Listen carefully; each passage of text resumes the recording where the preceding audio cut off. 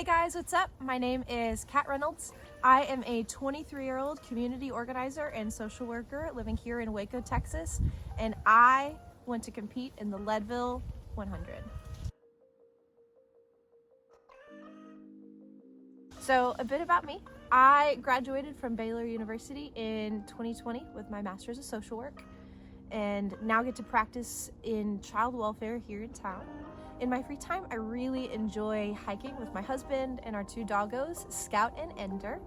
I enjoy playing music. I'll play about any instrument I can get my hands on, but guitar is my favorite. And I love a good IPA from my local brewery. So in April of 2020, my husband and I, like so many others, decided to start cycling since the world had shut down.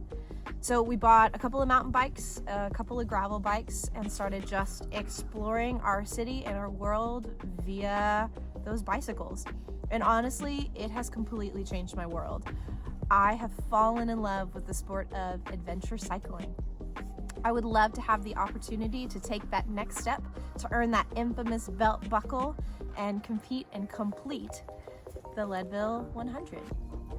The Leadville 100 really draws me because it is such a community-based event. It is so focused on benefiting Leadville and the people who live there, such that it speaks to my social worker heart so well. It combines my two loves, cycling and community. What a better way to combine the things that I'm passionate about than to compete in such an iconic race as the Leadville 100.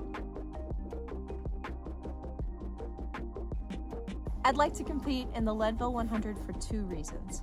One, I want to prove to myself that I can do hard things.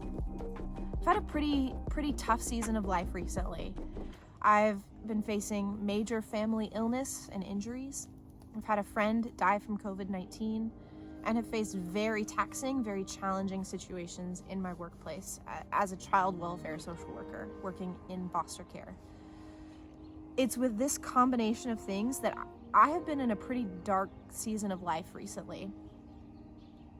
While I'm starting to move forward, while I'm starting to get out of that rut finally, I want to take what I have learned through this season of life, through this darkness, this challenging season, and apply it to the sport of mountain biking. I can do hard things, whether it is in a bicycle race or whether it's just in life. Two, I want to inspire more women to get involved in the sport of mountain biking. I found, at least here in Central Texas, there are basically two groups of women when it comes to cycling. There are the ones who are absolutely insanely good at mountain biking, and there are those who won't even try. There aren't all that many of us who are in that middle space. Those of us who really enjoy it, who enjoy pushing ourselves, learning, growing, getting better, and having some fun while we do it. I want to inspire more women to get involved in the sport of mountain biking. I don't think you have to be the very best to love to mountain bike. I'm not. But if I, a newbie, can complete the hardest mountain bike event in America, shoot, then you can come ride your bike around our park. You can come pedal around with me.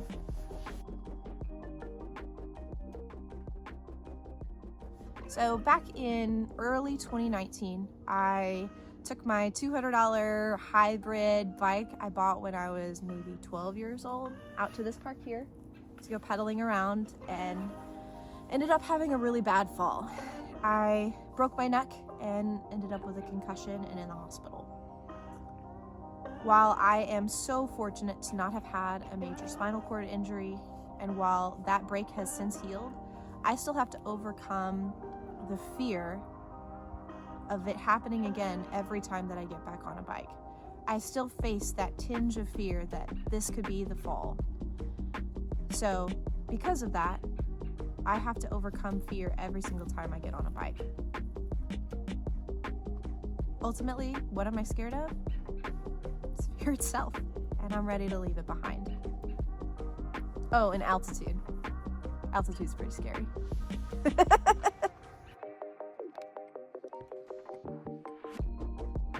So, with all this being said, I really hope that y'all pick me to join y'all at the Leadville 100.